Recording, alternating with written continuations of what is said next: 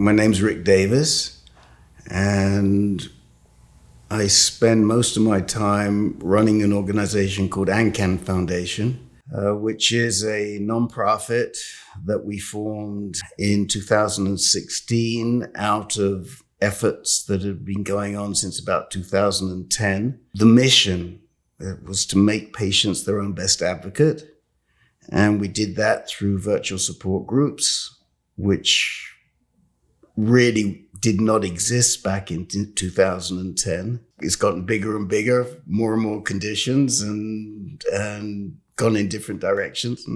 And for the first 25 years, I was involved in business and commerce, mostly in the area of real estate, finance, banking, et cetera, and I became disillusioned. I decided I wanted to segue into nonprofit. I was really interested in doing some relief and development work. I found an organization to do it with.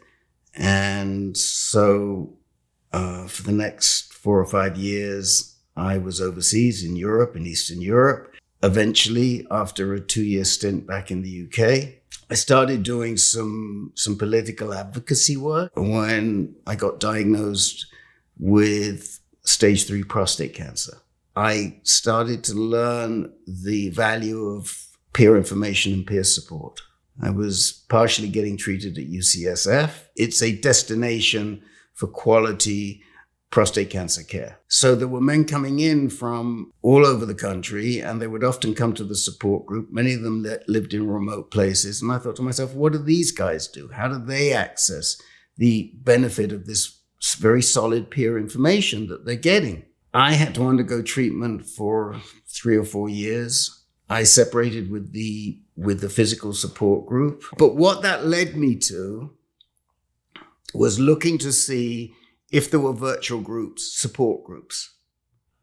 Because the internet back in 2011 was fairly well developed, although visual interaction between participants was not developed. I mean, there wasn't a lot of this video, audio communication available directly on the internet. And then I tried to create a proprietary video conferencing system. Zoom was in beta in Silicon Valley, and I reached out to Zoom. They didn't want to work with us. We discovered that Citrix had a product which is now called Go2, and we could do that. So we managed to find a way to buy that on the cheap, and we created our own video system. And then in 2016, we said, okay, we're ready. Let's create a nonprofit. And we grew from there.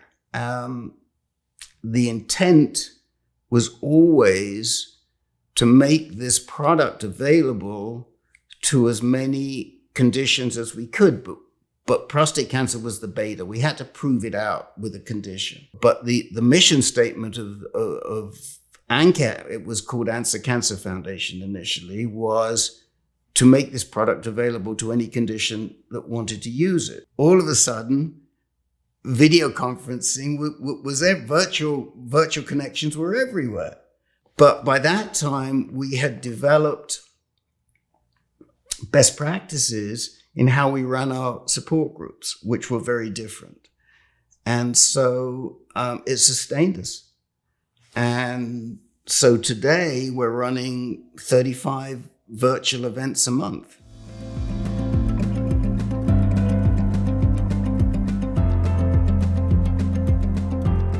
We have 2 virtual rooms, and they're pretty full. Because as I mentioned, we've got 35 events. And after I met Sierra, and after we established, we had a couple of back and forths and a telephone call, and I established, yes, this is definitely something we wanted to do. However, the Visual Snow was so popular, and there were many people from outside of the United States who wanted to participate, that we decided to add a second one earlier this year, second meeting. And that meeting we put in the middle of the day on a Tuesday, which was available to me. And so I started attending that meeting earlier this year. And when I attended the meeting and I heard what people were talking about, I'm thinking to myself, well, yeah, I have those symptoms. Yeah, I see that. Yeah, that's how I see things. Oh my gosh.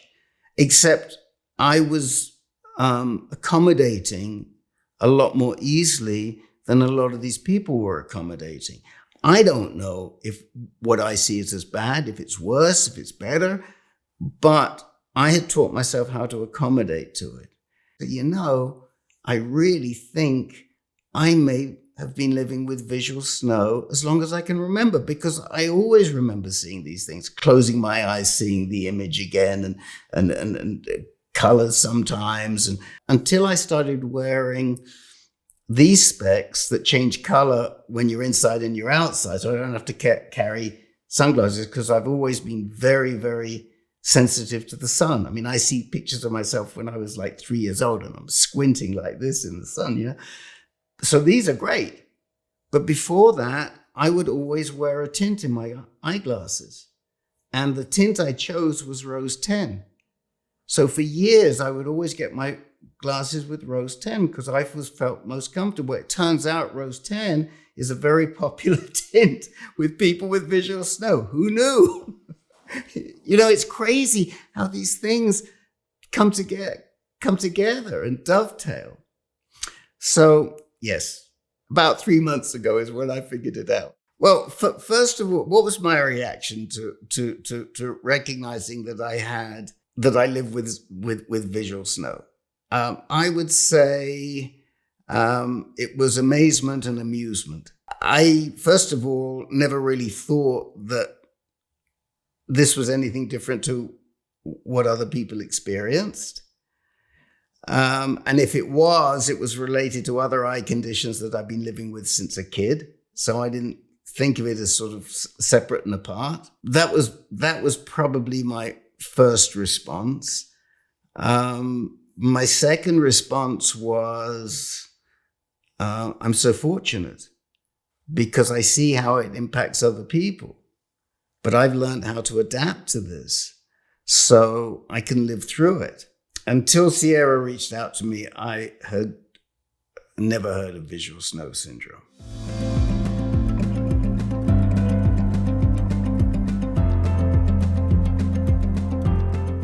So visual snow for me is lots of very small dots that are light, gray, beige, like a veil in front of my eyes. It's sort of like looking at a Seurat painting, except it's much more in a monotone or a slightly off monotone where you can sort of just distinguish these dots all around. Most of the time, I don't even notice it. In this lighting, it's more pronounced. I get floaters, but the floaters are not like old people's floaters, which are much more defined and darker. But I get floaters that come across. I get residual images, so I can look at something and then look across, and sometimes I'll see it. That happens. Occasionally I get some colors. Colors are usually blues and greens. But I never even thought about this until I learned. And until I got into the support group and found out, other people see this too. VSS has not really affected me that much because I've taught myself how to accommodate it. So what I do most of the time is I'm looking 3 feet ahead. I'm looking out here and I'm not looking here. If I look here, it's much more pronounced. So I'm looking through the interference rather than at the interference. And by looking through the interference, I don't notice it unless I make myself aware. And we know that tinnitus and VSS are kind of sister conditions. I have tinnitus. I was in a very, very, very quiet place and I heard this ringing, could hear this ringing. And I thought, what's going on? And then it dawned on me this was tinnitus because I knew about it before. And it makes perfect sense because if VSS is associated with a neural sensory interpretation that's faulty, then it makes sense it's faulty for the eyes just as much as it's faulty for the ears. I'm lucky. I know how lucky I am, because now, having been in the groups and seeing how much it impacts other people.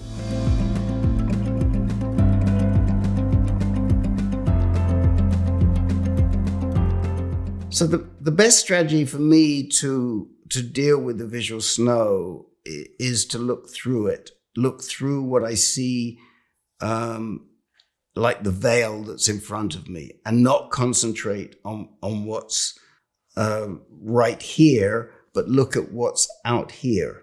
And then I don't even notice that there's interference. If I stop, I think, and I look close, yes, I see it.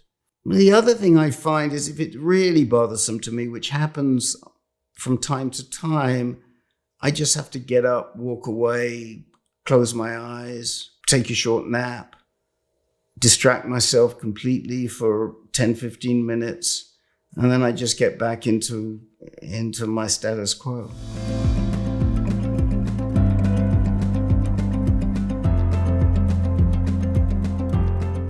So attending the support groups, which I've really been able to do since we introduced the Tuesday meeting with all the Europeans in it, has been a revelation, a total revelation.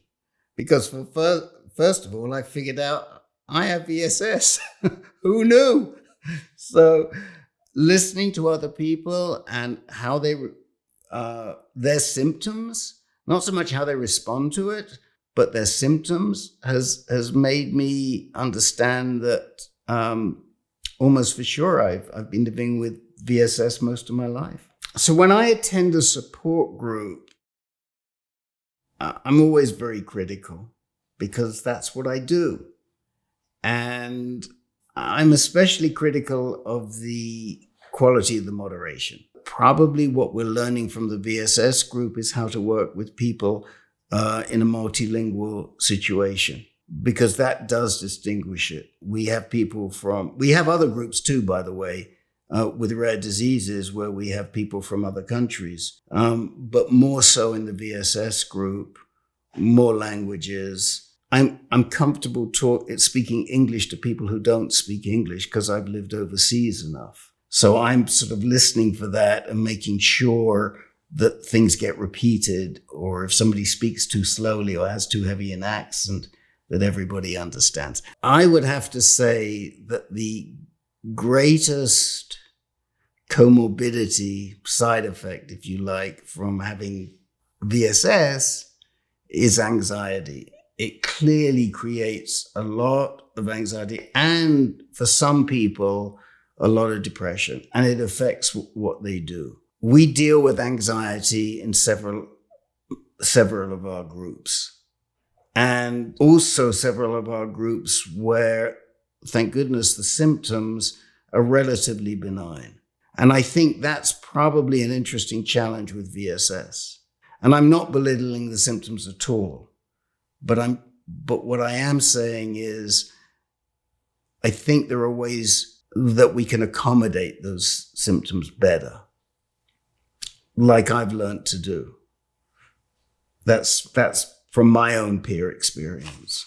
To let go of stress, to stay in the moment, to not let your mind run away with you, but do what you can right there and right then, and not think about, for example, with visual snow, people are intimidated about going outdoors or outside because they feel that their compromised vision may affect how they experience the outside. Get out there and stay in the moment and think about each second. If you have to eat, I put one foot in front of the other and I see that and I'm good. And then eventually you get to a point where you're not noticing putting one foot in front of the other. You know, there's a problem in that the medical community does not do a good job recognizing VSS. They recognize tinnitus at this point in time. And there are other diseases like fibromyalgia, which has had the same issue. They recognize fibromyalgia, but they don't recognize. And the wonderful work that VSI is doing is bringing it to the forefront. And that's what we have to keep doing. I listened to Dr. Sui Wong when she did the lecture for the webinar for us, and she has techniques, a lot of which are what I was talking about before there, these same sort of staying in the moment, meditative practices that keep you in the moment. And we know that will minimize, and it does work. But what we haven't figured out is, how do we treat this neuroreceptor that is interfering and corrupting the message that's coming into you? We don't know how to do that yet. We will. It'll take a while. And when we learn that, it's going to be so helpful to people that live with tinnitus and VSS. And maybe there are other sensory conditions like this I'm not aware of.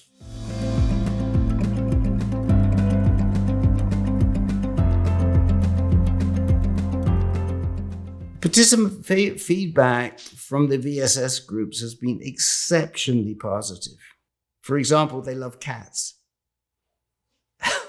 Now, you may look at me and say, what the heck has that got to do with it?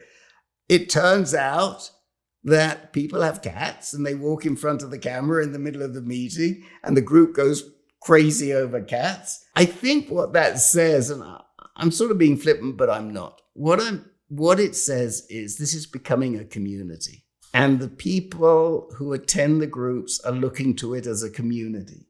So they want to share. They want to share more than just their experience with VSS. And cats is just one example. What absolutely rewards me every time I hear it is people coming into the group who have never known anybody who have had their symptoms before and learning they're not alone. And that's just beautiful, because they go out of that meeting feel so much more comforted.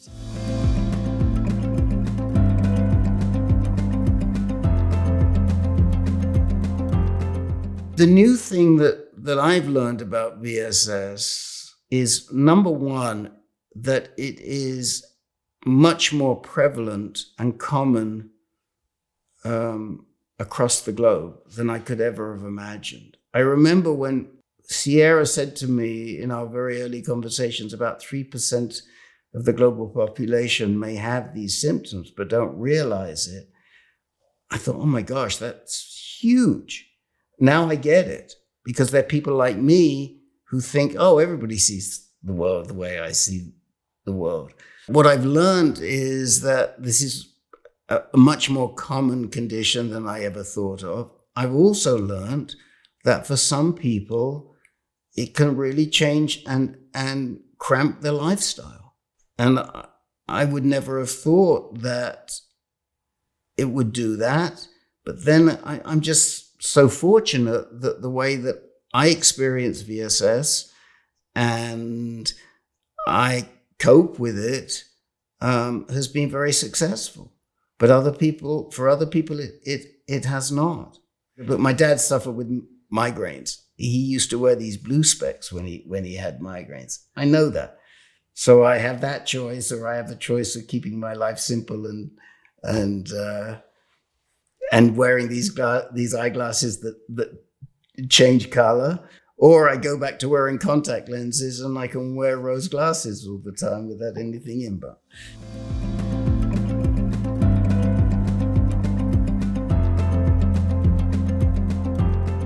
the presence of VSI is immense. So it becomes a really essential security blanket. VSI becomes that security blanket.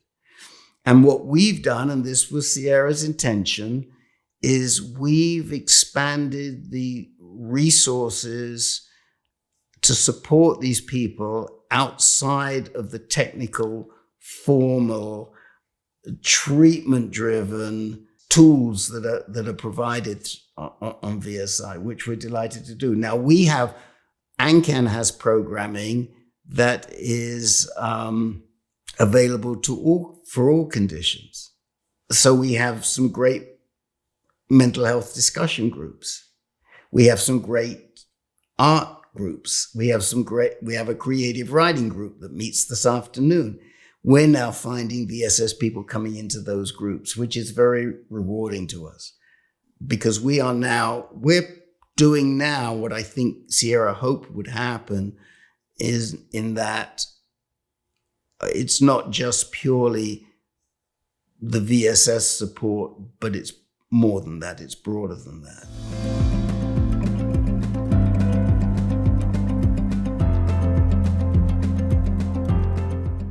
So the message I really would want to share with anyone who thinks they might be affected by visual snow syndrome is, number one, seek out VSI as quickly as you can, because VSI is going to direct you in how to deal with this condition.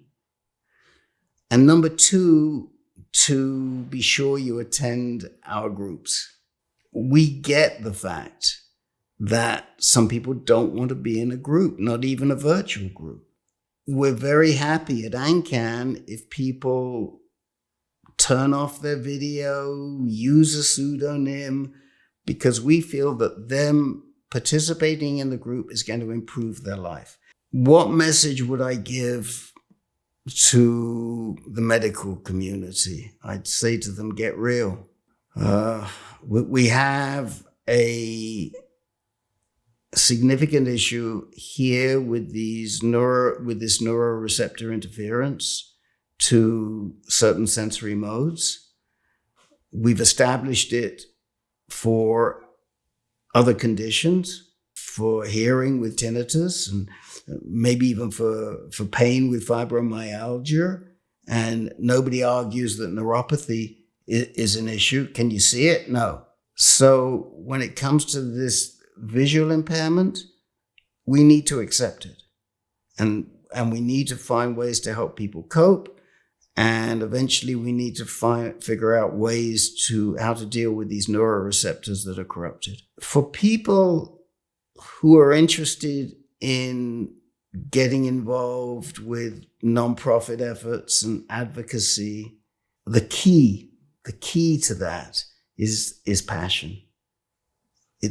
You have to find a cause that you're passionate about.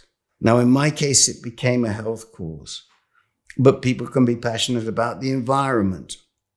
They can be passionate about political issues. They can be passionate about certain countries and their reputations. They can be passionate about anything. And if there's a nonprofit or a charity that's associated with what they're passionate about, then they need to identify it. Their involvement with that cause will make it feel worthwhile, because there is a one-to-one identity with what they're doing. They can see it. As the awareness of VSS improves, so Ancan's role will increase. Figuring out that I myself live with this condition gives a whole new element to the meaning of running a VSS support group. And I'm thrilled that we can help other people with something that I know about. I know about inside.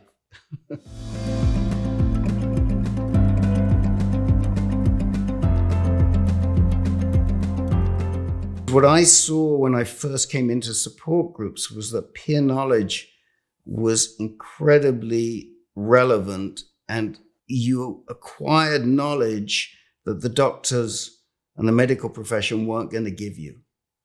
So other people had already been through something, and they could convey that along. And it might be about treatment, it might be about symptoms, it might be about support and how other people respond to you, real-time communication. The forums and the chat are all deferred. So you write something, you got to wait for somebody to answer you. First of all, people will put things in writing when they're not looking at you that they would never say to you. So what makes us unique? really solid, strong peer moderation, in the moment communication, and the ability to support all of that with connection outside the group. So what we're creating is this ability for support systems that are not just inside the group, but they're outside the group too. Because people exchange email addresses, telephone numbers, what have you, and then they call people outside. It was also interesting that 31% of the participants considered they'd made friends outside of the group. It wasn't just making a contact. So I think that's what makes us different.